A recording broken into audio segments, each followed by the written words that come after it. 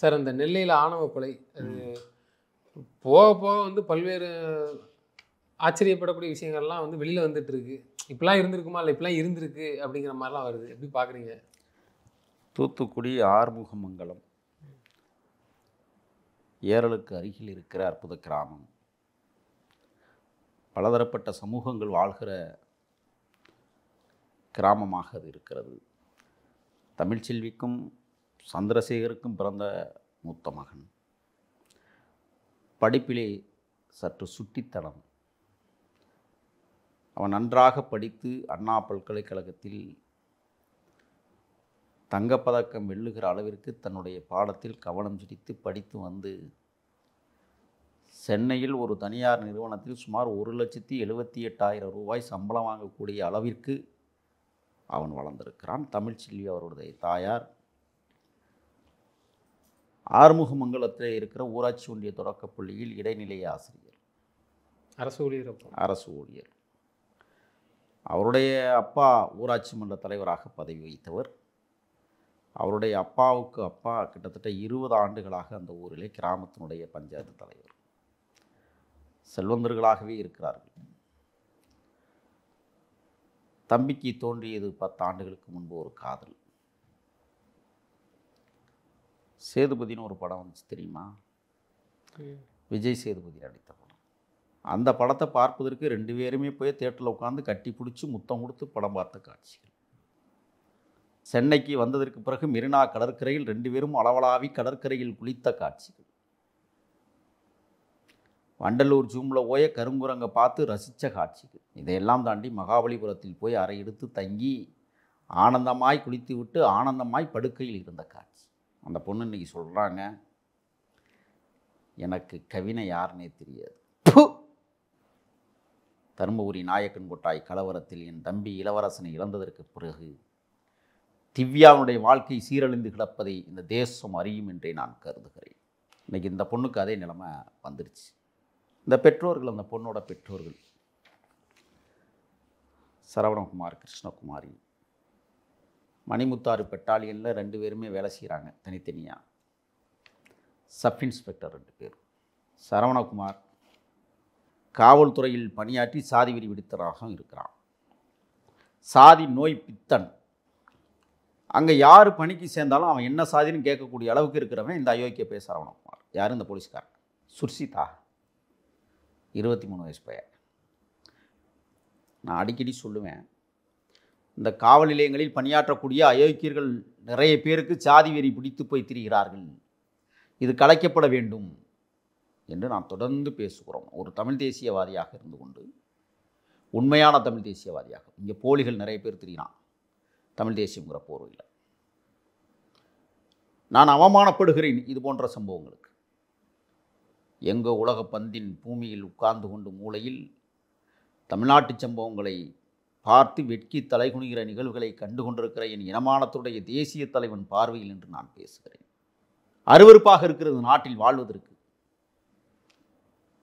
திருட்டு மாடல் அரசு என்று சொல்லுகிறார்கள். இல்லை, திராவிட மாடலா மாற்றி சொல்லிட்டேன். ஆண்டு கொண்டிருக்கிற அல்லது ஆண்ட 2 திராவிட கட்சிகளும் தமிழ்நாட்டை சுரண்டி கொளுத்து காலத்துக்கும் உட்கார்ந்து சோறு திங்கிற அளவிற்கு கொள்ளையடித்து வைத்திருக்கிற கும்பல் இன்றைக்கு சாதி வெறியாட்டத்தில் நெல்லை மாவட்டம் திளைத்தோங்கி கிடக்கிறது. எல்லா காவல் நிலையங்களிலும் பரிசோதனை செய்யுங்கள்னு நான் தொடர்ந்து பேசிகிட்டு இருக்கேன். எதுக்கு லாக்அப் டெத்து காவல் நிலையத்தில்? ஆண் கைதியறை, பெண் கைதியறை இருக்குது. யாருக்காக? கழிவறையில் வழுக்கி விழுந்தவங்கிற கட்டு போடுறதுக்கா? ஏன்னா எந்த காவலர்களும் இதுவரை அந்த கழிவறையில் போய் வெளிக்கி போய் கால் கட்டு போட்டதே கிடையாது. எங்கேயாவது பார்த்துருக்குறீங்களா? கழிவறையை சுத்தம் செய்யாத காவல் நிலையங்கள் தான் அனைத்தும் தமிழ்நாட்டில் இருக்கிறது. அவருடைய பார்வையில். என்னுடைய பார்வையில் வேறு. நெல்லை மாவட்டத்தில் மட்டும் இந்த அஷ்டலட்சுமி நகரில் அம்பாள் கிளினிக்கில் ஒரு சித்தா மருத்துவத்தினுடைய மருத்துவமனையில் வேலை செய்கிற அந்த பொண்ணு, நான் இப்போ சொல்கிறேன், அந்த பொண்ணை கைது பண்ணணுங்கிறேன். ஏன்னா சென்னையில் வேலை செஞ்சுக்கிட்டு இருந்தவன் நெல்லைக்கு போனது காரணமே அந்த பொண்ணு ஃபோன் பண்ணி தான் வர வச்சிச்சு. அங்கேருந்த நண்பர்கள் எனக்கு ஃபோன் பண்ணி எல்லா விஷயத்தையும் சொல்லியிருக்காங்க. புகைப்படங்கள், வீடியோக்கள் அனுப்பிச்சி வச்சுருக்காங்க. காலம் காலமாக கிட்டத்தட்ட 9 ஆண்டுகளுக்கு மேலாக இந்த காதல் தொடர்கிறது, திருமணத்தை நோக்கி நகர்கிறது. இந்த சாதிவெறி பித்தனாக இருக்கிற இந்த பொண்ணோட தகப்பேன் சரவணகுமாருங்கிற அயோக்கிய பெயர் சாதி போதையை தன் மகனுக்கு ஏற்றி விட்டு கள்ளத்தனமாக வந்த அந்த பெண் கல்யாணம் பண்ணிட்டு வந்தது. யார்? கிருஷ்ணகுமாரி. அதுவும் சாதி போதையை ஏற்றி இந்த பயலை இன்னைக்கு குளிர்காய வைத்து ஒரு கொடூர கொலையை அரங்கேற்றம் செய்திருக்கிறான் என்றால் தமிழ்நாடு அரசு பீத்திக்குது. குண்டர் சட்டம் ஆச்சு, குண்டர் சட்டம் நிற்காதா அயோக்கிய பயிலாம். ஒரு குற்றவாளி என்பவன் 6 குற்றங்கள் செய்ததற்கு பிறகுதான் அவன் மீது குண்டாஸ் போட வேண்டும் என்பது சட்ட விதி. இவன் ஒரு கொலையை மட்டுமே செய்திருக்கிறான். ஊரில் கொஞ்சம் ரவடித்தனமாக தான் தெரிஞ்சிருக்கிறான். அன்னைக்கே அவனுக்கு காலை எடுத்து விட்டுருந்தா இந்த மாதிரி ஆட்டம் போட்டிருக்க மாட்டான். இதுக்கு வக்காலத்து வாங்குது அமைப்புகள்லாம், சாதி அமைப்புகள் தடபுன்னு நான் தொடர்ந்து சொல்லிக்கிட்டே இருக்கிறேன். என்னென்னமோ பேர் வச்சுக்கிட்டு திரியிறானுங்க. பசுமன் திருமகனார் படத்தை மாட்டிக்கொண்டு இந்த சம்பவத்துக்கு மட்டும் பேசுகிறேன். மானமும் அறிவும் மனிதருக்கு அழகு என்று சொன்ன மகத்தான பேரறிஞர் பெரியாரை விட அதற்கு சமமான காலத்தில் தேசியமும் தெய்வீகமும் எனது இருக்கண்கள் என்று உலகத்துக்கு பறைசாற்றிய உன்னத பெருந்தலைவன் பசுமன் திருமகனார் பிறந்த புண்ணிய தேசத்தில் இந்த பசுமன் திருமகனாருடைய படத்தை வைத்துக்கொண்டு போடுகிற ஆட்டத்திற்கு அளவில்லாமல் அலைகிறார்கள் அங்கே தென் மாவட்டங்களில். வெக்கமா இல்லையா உங்களுக்கெல்லாம்? அந்த திருமகன் உங்களுக்கு என்னத்தையடா சொல்லிட்டு போனார்? தன்னுடைய சொத்துக்களை கூட பறையர்களுக்கு பிரித்து கொடுக்க வேண்டும் என்பதிலே, தானமாக கொடுக்க வேண்டும் என்பதிலே உறுதியாக நின்ற ஒப்பற்ற தேசிய தலைவன். அந்த தலைவனுடைய படத்தை போட்டுக்கிட்டு அங்கே ஆடுகிற, நான் சொல்கிறேன், தமிழ்நாடு அரசுக்கு எச்சரிக்கையாக சொல்கிறேன், எல்லா ஜாதி அமைப்புகளையும் தடை செய்யுங்க. இது கேவலமான நிலைக்கு போகிறது, அபாயகரமான சூழலுக்கு தள்ளப்படுகிறது. அவமானத்தை உங்கள் அரசு தொடர்ந்து சந்திப்பதற்கு காரணமே இந்த சாதி அமைப்புகள் தான். அது எவனாக இருந்தாலும் சரி. சாதி அமைப்பில் இப்போ கட்சியாக வேற மாறிக்கிறான். கண்காணியுங்கள், தீவிரமாக கண்காணியுங்கள். ஒரே ஒரு செய்தியை மட்டும் சொல்கிறேன். தேர்தல் அங்கீகாரம் பெறாத இயக்கங்கள், அது சாதியிலிருந்து பிறந்த இயக்கங்களை தடை செய்யுங்கள். இல்லைன்னா பெரிய சிக்கலை நீங்கள் சந்திப்பீங்க. உங்களுக்கு முடிவுரை எழுதியாச்சு. 2026 நீங்கள் வீட்டுக்கு அனுப்பப்படுவீர்கள். இந்த 2 திராவிட இயக்கமும் எழுதி வச்சுக்கோங்க. திமுக ரெண்டையுமே வீட்டுக்கு அனுப்புவாங்க மக்கள். அப்போ எதுதான் ஒரு தமிழக வெற்றி கழகம் வரும். ஓப்பனாக தான் பேசுகிறேன். நான் அந்த கட்சி கிடையாது. வர வேண்டும் என்று எண்ணுகிறவன். இந்த தேசத்தை அவர்கள் ஆள துடிக்கிறார்கள். ஒருமுறை வாய்ப்பு கொடுப்போம், திட்டங்கள் நிறைவேற்றப்படும் என்கிற நம்பிக்கை. ஏனென்றால் அந்த சின்னஞ்சிறிய இலசுகள் தம்பிகள் தமிழ்நாடு முழுவதும் போர்க்குரல் எழுப்புகிற காட்சியை நான் கிராமங்களில் பார்த்து விட்டு வந்து தான் உட்காந்து பேசுகிறேன். நெல்லை மாவட்டத்தில் மட்டும் 211 படுகொலைகள் நடந்திருக்கிறது 4 ஆண்டுகளில். 392 பேர் கைது செய்யப்பட்டிருக்கிறார்கள் மாவட்ட லெவலில். அதில் 60 பேர் சிறார்கள். மாவட்டம் முழுவதும் 1045 பேர் கைது செய்யப்பட்டிருக்கிறார்கள். 2020 25 மாவட்டம் முழுவதும் 301 கொலைகள் நடைபெற்றிருக்கிறது. 11 பேர் தேசிய பாதுகாப்பு சட்டத்தில் கைது செய்யப்பட்டிருக்கிறார்கள். 1306 பேர் கொடும் குற்றவாளிகள் என்று அறிவித்திருக்கிறது காவல்துறை. ஆனால் இதில் ஒருத்தன் கூட காவல் புரிக்கைகள் இல்லை. நான் சொல்லுகிறேன், குற்றச்சாட்டை பதிவு செய்கிறேன். காவல்துறையும் ரவுடிகளும் கைகோர்த்து திருகிற தென் மாவட்டங்கள். ஒரே சாதிக்காரன். காவல் நிலையத்தில் வேலை செய்கிறவனும், அக்கிரம அட்டுழியம் பண்ணுறவனும், கொலைகளை செய்கிறவனும் ஒரே சமூகத்துக்காரன். இந்த எஃப்ஐஆரில் எங்களுக்கு சந்தேகம் இருக்குன்னு நான் சொல்லிக்கிட்டு இருக்கேன். இந்த எஃப்ஐஆரை போட்டவன் யார்? அவன் என்ன சாதின்னு கண்டுபிடிங்க. விசாரணை அதிகாரி சுரேஷ் என்ன சாதின்னு கண்டுபிடிக்கணும். இங்கே சாதியம் இருக்கிறது. காவல்துறைக்குள்ளேயே சாதியம் புகுந்து தலை தோங்கி கிடக்கிறது. அதுவும் அதிகார ஜாதியம், ஆணவ ஜாதியம், திமிர் சாதியம் எல்லார் மீதும் திணிக்கப்பட்டிருக்கிறது. 103 ஆயுள் கைதிகள் என்று காவல்துறை வட்டாரங்கள் தெரிவிக்கிறது. ஒரே ஒருத்தனை தூக்கு தண்டனை கைது. நெல்லை மாவட்டம் முழுவதும் நடைபெற்ற ஆண்டு வாரியான கணக்கு விகிதாச்சாரங்கள். 2021 52 படுகொலைகள், 2022 44 படுகொலைகள், 2023 44 படுகொலைகள், 2024 35 படுகொலைகள், 2025 17 படுகொலைகள் தொடர்கிறது. தம்பியை சேர்க்கல கவின 18 மாவட்டம் முழுவதும். நெல்லை மாநகரில் மட்டும் 2021 9 படுகொலைகள், 2022 18 படுகொலைகள், 2023 17 படுகொலைகள், 2024 16 படுகொலைகள், 2025 இன்னும் முற்று பெறல 11 படுகொலைகள். என்ன கேவலங்கட்ட ஆட்சி நடக்குது? என்னையா பண்ணுறீங்க தமிழ்நாட்டில்? வெக்கமல்ல உங்களுக்குலாம் ஆட்சி ஆள்றதுக்கு? சூடு இருக்கா, சொரணை இருக்கா உங்களுக்குலாம்? எதுக்கு உங்களுக்கு அதிகாரம்? தென் மாவட்டங்கள் இவ்வளவு கலவரங்களை சந்தித்துக் கொண்டிருக்கிறது. தொடர்ச்சியாக இந்த திராவிட இயக்கங்களில் 60 ஆண்டுகளுக்கு மேலாக. இமானுவேல் சேகரனார் படுகொலையிலிருந்து நீங்கள் கணக்கில் எடுத்துக் கொள்ளப்பட்டால் இதுவரை ஆயிரக்கணக்கான பேர் படுகொலை செய்யப்பட்டிருக்கிறார்கள் தென் மாவட்டத்தில். யார் அதிகமாக ஆண்டது தமிழ்நாட்டை? அப்போ நாங்கள் கேட்போமா கேட்க மாட்டோமா? ஆட்சி அதிகாரத்தில் இருப்பவர்கள் எதற்காக இருக்கிறீர்கள்? உங்களுக்கு தெரியுமா தெரியாத நடக்கிறது? தம்பி கவினை வரவழைத்து அவருடைய தாத்தா ஊராட்சி மன்ற தலைவராக 20 ஆண்டுகள் பதவி வைத்தவர், உடல்நலம் சரியில்லை, மருத்துவமனைக்கு கூட்டிகிட்டு போங்கிற போர்வையில் அவனும் சரி தன் காதலியை பார்த்து விட்டு வரலாம் என்கிற எவ்வளவு கனவுகளோடு அவன் போயிருப்பான். ஏன் பறையன் பல்லனா அந்த காதலிக்கக்கூடாதா? ஏன் பறையனுக்கும் பல்லனுக்கும் ஆசை இருக்காதா? ஏன் பறையனுக்கும் பல்லனும் கட்டி பிடிக்கிறதுக்கு கைகள் இல்லையா? பறையனும் பல்லனும் முத்தம் கொடுக்கறது உதடு இல்லையா? இவங்களுக்கு மட்டும்தான் எல்லாம் இருக்கா? அசிங்கமாக சொல்லணும் அண்ணமும். நான் இந்த மாதிரியான ரிலேஷன்ஷிப்பை நாங்கள் குறிப்பாகவே நாங்கள் ஏற்றுக்கல. அப்போ ஏன் இது மாதிரி பண்ணுறாங்க, பண்ணால் நடக்காத செய்யுங்கிற மாதிரி தானே சொல்கிறாங்க. வெண்ணப்பையில் உன் பொண்ணை கண்டிச்சுவீங்க, உன் பொண்ணு ஏன் போகுது? ஏன் அவன் எடுப்பாக இருக்கிறான், மிட்டுக்காக இருக்கிறான், உயரமாக இருக்கிறான், வாட்ட சாட்டமாக இருக்கிறான், மாட்டுக்கறியை தின்ன உடம்பு முழுன்னு இருக்கிறான், இறுகிய உடம்போடு இருக்கிறான், அதனால் போகிறீங்களா? நான் கேட்குறேன். உன் பொண்ணை நீ உன் பொண்ணை வெட்டியிருக்க வேண்டியதானே? உன் பொண்ணை ஏன் தப்பு பண்ணிச்சு? அப்போ இன்றைக்கி அது ஏன் உசுரோடு இருக்குது? இல்லை, எல்லாரும் சொல்லக்கூடிய வார்த்தை தான் சொல்கிறாங்க. இப்படி போனால் பொதுவாக பார்க்கறதுக்கு நமக்கே தெரியுது, இப்படி போனால் பிரச்சனை வருங்கணும், அப்போ நம்மளாவது தெளிவாக இருந்துக்கிடாமேங்கிற ஒரு வார்த்தை சொல்கிறாங்க. ஆனால் நீங்கள் இப்போ ஒரு பதில் கூட சொன்னீங்க, அப்போ உங்கள் பொண்ணை நீங்கள் கண்டிச்சு வைக்க வேண்டியதுங்கிற மாதிரி சொல்கிறீங்க. இதுதான் இன்னும் அந்த சூழ்நிலை தான் அங்கே இருக்கா தென் மாவட்டங்களில்? இல்லை அவங்க தரப்புலேருந்து பேசுகிறது இதுவாக தானே இருக்குது. பிரச்சனை வரும் தெரியும், நாங்கள் ஏற்றுக்க மாட்டோம், அது எங்களுக்கு செட் ஆகாது, வெளிப்படையாகவே சொல்கிறாங்க, சாதி அமைப்புகள் ரீதியாகவும் சொல்கிறாங்க. அப்படிங்கும்போது ஓகே, அப்போ நம்ம தான் கரெக்டாக இருந்துக்கிற மாதிரியான ஒரு செயல் தானே அதில் பார்க்கும்போது தெரியுது. கள்ளத்தனமாக வச்சுக்கிறது. பறையோட்டு பொம்பளைய தேவட்டு ஆம்பளை வச்சுருக்கிறேன், நான் கணக்கு காட்டவா? தேவேந்திரகுல வேளாள விட்டு பொம்பளைய தேவர் வச்சுருக்கிறேன், காட்டவா? அப்போ மட்டும் இனிக்குதா? அடுத்தவங்க கொண்டாடிட்ட போகிறது, அடுத்தவங்க கொண்டாடிய கள்ளத்தனமாக வச்சுக்கிறது மட்டும் இனிக்கும். அது எப்படி சாத்தியம்? அப்போ அதுக்கு பேர் என்ன? மனசும் ஒரு மனுஷிக்கு மனுஷன். இதை வந்து சில பேர் பேசுகிறான். என்ன பேசுகிறான்னா, கலப்பு காதல், கலப்பு திருமணம். என்ன ஒரு மனுஷன் மாட்டுக்கிட்ட போய் லவ் பண்ணி காதலிச்சு கூட்டிகிட்டு வந்தானா? ஒரு மனுஷன் நாயை காதலிச்சானா? ஒரு மனுஷன் காதலிக்கிறது எப்படி கலப்பாக இருக்க முடியும்? எவ்வளோ அயோக்கியத்தனமான வார்த்தை அந்த வார்த்தையெல்லாம். தம்பி காதலிச்சான். நான் கேட்குறேன், முதல்ல வந்த சம்பவமே என்ன தெரியுமில்ல? இல்லை, அவன் தான் ஒருதலை காதல் பண்ணான். நான் இப்போ உங்களுக்கு வீடியோ தர்றேன், இப்போ உங்களுக்கு வந்து போட்டோ தர்றேன் பாருங்கள். மடி மீது சாய்ந்து உச்சி குளிந்து உதறால் முத்தமிடுகிற காட்சிகள் இருக்கிறது. அதுக்கு பேர் என்ன?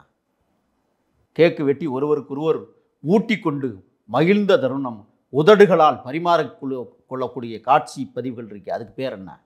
கவின் பிறந்த நாள் அன்னைக்கு தன்னுடைய காதலிக்கு ஒரு மோதிரத்தை மாட்ட வேண்டும் என்று சென்னையில் மோதிரம் எடுத்துகிட்டு போய் கையில் விரலில் மாட்டி அழகு பார்த்த அந்த காதல், அதுக்கு பேர் என்ன? நான் பைத்தியக்காரங்கள்ட்ட பதிவு சொல்லிக்கிட்டு இருக்கீங்களா? அந்த சாதியவாதிகள்லாம் எவ்வளோ அயோக்கியத்தனமான வேலைகளை இவர்கள் செய்து கொண்டிருக்கிறார்கள். அப்போ அதுக்கு பேர் என்ன? இப்போ அந்த பொண்ணு வந்து சொல்லுது, சங்கர் கௌசல்யா தெரியும் தானே உங்களுக்கு? உடுமலைப்பேட்டை. இன்றைக்கி என் சகோதரி கௌசல்யா அங்கே போய் நின்று போராடிக்கிட்டு இருக்கிறாங்க தெரியுமா? காலையில் ஒரு அறிக்கையை பார்த்தேன், அந்த தங்கையினுடைய அறிக்கையை. சமூகத்தில் நானும் இது போன்ற சம்பவங்களை சந்தித்தவள், தங்கையை வா நீ களமாட என்று குறிப்பிடுகிற அந்த வார்த்தைகள் எவ்வளவு அழுத்தமானது, ஆழமானது என்பதை உலகத்திற்கு நான் பதிவு சொல்ல கடமைப்பட்டிருக்கிறேன். சங்கரை இழந்ததற்கு பிறகு கௌசல்யாவுடைய நிலைப்பாட்டை தமிழ்நாட்டில் இருக்கிற முற்போக்கு சக்திகள் உந்துத சக்திகளாக இருந்தார்கள். இன்றைக்கி அந்த தங்கச்சி வீரமாக நிற்கிதே. ஆனால் இந்த பொண்ணு என்ன சொல்லியிருக்கு தெரியுமில்ல? அப்படின்னா யாருன்னே தெரியாது. உன்னை எதை கொண்டு அடிக்கிறது? இப்போ கட்டிப்பிடிச்சி முத்தம் கொடுக்கும்போது, கைவிரலில் மோதிரம் மாட்டும் போது, கேக்கு ஊட்டும் போது இடிச்சதா? இப்போ கசக்குது உங்களுக்கு? ஒருவேளை தெரியும் சொல்லியிருந்தா, தெரியும் உண்மை காதல் வெளியில் வந்திருக்கும். அந்த பொண்ணு உண்மையிலேயே காதலிச்சிருந்தா, இல்லை அப்படி சொல்லியிருந்தா நீங்கள் சொன்ன மாதிரி உண்மை காதல் வெளில வந்திருக்கும். அவங்க ஃபேமிலி சுச்சுவேஷன் மிரட்டி இருக்கலாம். இல்லை அது அடுத்து அந்த பொண்ணு உண்மையை சொல்ல வேண்டியது தானே? எங்கள் அப்பா அம்மா இந்த கோணத்தில் இருந்தாங்க. இப்போ நான் சொல்கிறேன், இந்த பொண்ணுக்கிட்ட எங்கள் அப்பா அம்மாவே லவ் பண்ணி தான் கல்யாணம் பண்ணிக்கினாங்க, எங்கள் அப்பா வேறு வழி இல்லாமல் எங்கள் அம்மாவை காதலிக்கும் போது இல்லை காமத்துக்கு போகும்போது வேறு மாட்டிக்கிட்டாரு, சொல்லுமா? இந்த வார்த்தையை சொல்லுமா அந்த பொண்ணு? என்னடா இப்படி நான் பேசுகிறேன்னு நீங்கள் நினைக்காதீங்க. அங்கே இருக்கிற தகவலின் அடிப்படையில் நான் பேசிகிட்டு இருக்கிறேன். உண்மையாக பொய்யானு அவங்க அப்பே சரவணகுமார் வெளியில் வந்து பேச சொல்லுங்க பார்ப்போம். அந்த கிருஷ்ணகுமாரியை வந்து பேச சொல்லுங்க. யார்கிட்ட நீங்கள் விளையாண்டுக்கிட்டு இருக்கிறீங்க? அப்போ உங்களுடைய நோக்கம் என்னவாக இருக்கிறது என்றால், ஒரு அழகான அன்பை சிதைக்க வேண்டும், ஒரு அழகான காதலை பொசுக்க வேண்டும். அவனை வெட்டிட்டீங்க, அப்புறம் அந்த பொண்ணு வாழ்ந்துருமா? அப்பவும் பாலன் நிமிர்ந்து நிற்கக்கூடிய கம்பீரமான சிலைகளுக்கு பக்கத்தில் இருக்கிற தருமபுரி நாயக்கன் கொட்டாயில் கொட்டக்காட்சி இறந்தல் போன்ற 3 கிராமங்களை தம்பி இளவரசன் திவ்யா காதலுக்காக கொளுத்தப்பட்ட சம்பவத்தை தமிழ்நாடு இன்னும் மறக்கவில்லை. இதனாலேயே ஒரு கட்சி இன்னொரு கட்சியோட கூட்டுச்சேரமாக இருக்குது தமிழக அரசியல் தளத்தில். தெரியுமில்ல உங்களுக்கு? எதிரும் புதிருமாக இருக்கிற சூழல் இன்றைக்கும் உருவாகியிருக்கிறது. திவ்யாவுடைய வரலாறு என்ன? காதலித்ததால் தன் தந்தையை இழந்தார், காதலித்ததால் தன் கணவர் இளவரசனை இழந்தார், காதலித்ததால் எவனுக்கோ ஒருவனுக்கு கழுத்தை நீட்டினார், காதலித்ததால் இன்றைக்கு விதவை கோலமாக வீட்டிலே இருக்கிறார். எவ்வளவு எவ்வளவு பரிதாபத்துக்குரிய விஷயம். யார் வாழ்வா? இந்த பொண்ணு வாழ்ந்துருமா? நான் கேட்குறேன். என்ன தெரியுமா? பறையண்டப்படுத்தவ, பல்லண்டப்படுத்தவ, கட்டி பிடிச்சி தெரிஞ்சவளை கல்யாணம் பண்ணணுமாண்ணா?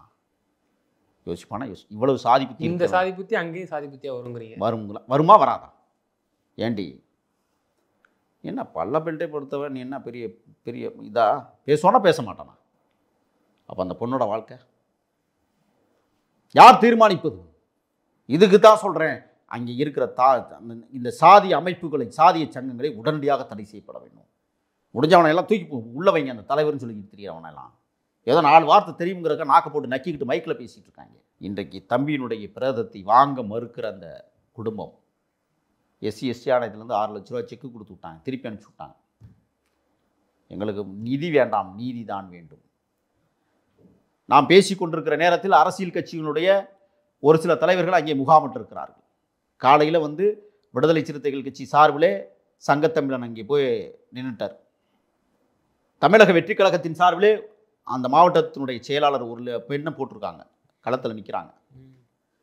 அனைத்து இந்திய அண்ணா திராவிட முன்னேற்ற கழகத்தின் சார்பில் அந்த மாவட்ட செயலாளர் ஏதோ ஒரு நகர செயலாளர் யாரோ ஒருத்தர் அங்கே போய் நிற்கிறார். ஏன் திராவிட முன்னேற்ற கழகம் இதுவரை போகவில்லை? திராவிட முன்னேற்ற கழகம் இதுவரை ஏன் அறிக்கை கொடுக்கவில்லை? திராவிட முன்னேற்ற கழகம் இதை பற்றி ஏன் வாய் திறக்கவில்லை? திராவிட முன்னேற்ற கழகம் இதற்காக எந்த ஒரு ஆர்ப்பாட்டத்தையும் ஏன் அறிவிக்கவில்லை? ஏன்னா நீங்கள் ஆள்றீங்க. மனச்சாட்சி இருக்கா அவங்களுக்குலாம்? ஓட்டு போடாதவர்களும் என்னை நேசிப்பாருன்னு சொன்னார் தான் ஐயா முத்துவேல் கருணாநிதி ஸ்டாலின் அவர்கள். யாரெல்லாம் ஓட்டு போடலையோ அவங்களும் என்னை விரும்புவாங்க. இது வந்து அவர் தேர்தல் நேரத்தில் சொன்ன வார்த்தை, ஜெயிச்சதுக்கு அப்புறம் சொன்ன வார்த்தை. இப்போ சொல்லுங்க 2 கோடி வாக்காளர்கள் சேர்த்துட்டாங்களாம். அப்புறம் என் கூட்டணி கட்சி தேவையில்லையே. காலாகாலத்துக்கும் தமிழ்நாட்டை சுரண்டலாமே. நீங்கள் யாருக்கிட்ட நீங்கள் நக்கல் பண்ணிட்டு இருக்கீங்க? கேடுகட்ட ஆட்சி தமிழ்நாட்டில் நடந்து கொண்டிருக்கிறது. தினந்தோறும் கொலைகள். நேற்றைய தினம் கேக்கினார் தனசேகரனுடைய பேரன் ஒரு சொகுசுக்காரை எடுத்துக்கிட்டு போயிட்டு ஒரு மாணவனை, கல்லூரி மாணவனை காதல் விவகாரத்தில் இடித்து படுகொலை செய்திருக்கிறான், கைது செய்யப்பட்டிருக்கிறான். நான் பேசி கொண்டிருக்கிற நேரத்தில் நேற்றைய தினம் திருப்பூரில் 2 படுகொலை வெட்டி கொண்டாங்க. அதுக்கு முன்னாடி தம்பி கவின், அதுக்கு முன்னாடி புதுக்கோட்டை மாவட்டம் ஆவுடையார் கோயிலில் 2 படுகொலை, மணல் கொள்ளை மாவியா கும்பலிடம் இருந்து. இந்த தைரியம்லாம் எதுக்கு வருதுன்னா இந்த ஆட்சியில் பண்ணலாங்கிறது. அப்படி எடுத்துக்கலாமா? 6748 படுகொலை நேற்றோடு கணக்கு. அதான் சார், இந்த தைரியம்லாம் நான் ஒருத்தனை போய் வெட்டிடுவேன், என்ன அடுத்து வெயிலில் வந்துடுவேன் அப்படிங்கிற தைரியம் இந்த ஆட்சியில் மட்டும்தான் வருதுங்கிற மாதிரி பேசுறீங்களே. அப்படி இல்லை, அதிமுக ஆட்சியும் இருக்குதுன்னா இந்த அளவுக்கு இல்லைங்களா சொல்றாங்க. மோசம். நான் என்ன சொல்றேன்னா, இவ்வளவு மோசமான சூழலுக்கு வித்திட்டவர்கள் யார்? 2 திராவிட இயக்கங்கள் தான். இந்த 2 பேருமே தமிழ்நாட்டில் இருக்கக்கூடாதுன்னு நான் பேசிக்கிட்டு இருக்கேன். மூர்க்கர்கள். எப்படி காது கேட்குதா இல்லைன்னு தெரியல. இவ்வளவு சம்பவங்கள் நடக்கிறது, இவ்வளவு கொலைகள் நடக்கிறது. உண்மையிலேயே அவங்களுக்கு தெரியுமா தெரியாதா? பேப்பர் படிக்கிறாங்களா இல்லையா? நாம் போன்ற அந்த சமூகத்தில் இந்த நாடு நல்லா இருக்குன்னு பேசக்கூடிய நம்மளுடைய பேச்சுக்களை அவர்கள் உள்வாங்குகிறாரா இல்லையா? நம்மளாம் பேசினா அப்படி தள்ளி விட்டுருவானுங்க. நான் கிடக்கிறேன். ஏன்னா அவங்களுக்கு அறிவு அவ்வளோதானே. எதற்காக பேசுகிறோம்? இந்த தேசம் சரியாக இருக்க வேண்டும். அனைத்து காவல் நிலையங்களிலும் RSS ஊடுருவியிருக்கிறது, சாதிய மனோபாவம் ஊடுருவியிருக்கிறது. இதை களையப்பட வேண்டுமானால் சரியான சட்டத்தை உருவாக்கப்பட வேண்டும். கண்காணிப்பு குழுக்களை ஆரம்பிக்க வேண்டும். தமிழ்நாடு முழுவதும் தீண்டாமை வன்கொடுமை என்கிற ஒரு காவல்துறையை உருவாக்க வேண்டும். அந்த காவல்துறை பணியாற்றக்கூடியவர்கள் மிகவும் தாழ்த்தப்படுத்தப்பட்டவர்களை மட்டுமே ஒருங்கிணைக்க வேண்டும் என்பதான் என்னுடைய தாழ்மையான கருத்தாக. அந்த குழுக்கு. ஆமாம். ஓகே. அப்போ இன்றைக்கு கவினுடைய பிரேதம் வாங்கப்படவில்லை. அவன் இன்னும் மருத்துவமனையில் வெள்ளை உடைகளால் போர்த்திய வண்ணம் கண்மூடி உறங்குகிற காட்சிகளை பார்க்க முடிகிறது. தினந்தோறும் பெற்றோர்கள் போய் அந்த கழுத்திற்கு ஒரு மாலை அணிவித்து விட்டு மட்டும் வந்து அறப்போரிலே வீட்டிலே உட்கார்ந்து போராட்டம் நடத்துகிறார்கள். கைது பண்ணுறதுல உங்களுக்கு என்ன சிக்கல்? அந்த 2 பேரையும், சரவணகுமாரையும் கிருஷ்ணகுமாரையும் எஃப்ஐஆரில் பதிவு ஆயிருக்குள்ள பேர். கைது பண்ணாலும் என்னதான் செய்வாங்க? 2 பேருமே காவல் அதிகாரி. கேட்டால் இல்லை, அவங்க சொல்லக்கூடிய தரப்பு என்னவா இருக்குன்னா, கோர்ட்டில் நிற்குமா, என் புள்ள பண்ணிட்டாங்கன்னா நாங்கள் என்ன பண்ண முடியும்? ஸோ இந்த இது அதில் வரும்ல. அப்படிங்கும்போது பிள்ளை வெட்டின புள்ள மேலே சிவியராக ஆக்ஷன் எடுப்பாங்க. பேரண்ட்டுக்கு நான் எந்த சாட்சியங்கள் இருக்கும்? இப்போ நான் கேட்குறேன், பையன் உள்ளே போயிட்டான், ஜாமீன் எடுக்காமல் இருப்பீங்களா? இல்லை, அது எடுப்பாங்க. அதையும் எடுக்கிறீங்க. வழக்கிலிருந்து தப்பிக்கிற நீங்கள் வழக்கில் உள்ளவனை ஏன் தப்பிக்க வைக்கிறீங்க? அப்போ பெற்றவங்களும் உடந்ததில்ல அப்படிங்கிறத வந்து சொல்ல வரீங்க. உண்மைதான். இது கோர்ட்டில் நிற்குமா, தண்டனை கொடுப்பாங்களா? நிற்கணும். அறிவியல் சாதனங்கள் இன்றைக்கு வந்திருக்கிறது. ஏன்னா கைபேசிகள் இவன் யாராருக்கெல்லாம் பேசியிருக்கிறான். நான் ஒன்று கேட்குறேன், 22 வயசு பையன் கொலையை பண்ணிட்டு நேரடியாக வேறு எங்கேயுமே போகாமல் நேராக காவல் நிலையத்தில் போய் சரண்டர் ஆகிருக்கிறான்னு சொன்னால் பின்னணியில் இயக்கியது யார்? அவனை. நீங்கள் கொலை பண்ணிட்டா, நான் கொலை பண்ணிட்டா, அவ்வளோ என்ன வரும்னா பதட்டம் வரும், எங்கேயாவது பதுங்க தோணும், என்ன உலகத்தில் நடக்குதுன்னு பார்க்க தோணும். அதற்கு பிறகு வழக்கறிஞரை பிடிச்சி எங்கேயாவது போய் சரண்டர் ஆகும்னு தோணும். இவன் நேரடியாக போய் அங்கே சரண்டர் ஆகிருக்கிறான்னா அப்போ காவல்துறையினுடைய அனுமதி இல்லாமல் போயிருப்பான்னு நீங்கள் நினைக்கிறீங்களா? இல்லை அவங்க அப்பா 2 பேருமே, அவங்க அம்மாவும் அவங்க அப்பாவும் ஆறுதல் இல்லாமல் போயிருப்பான்னு நீங்கள் நினைக்கிறீங்களா?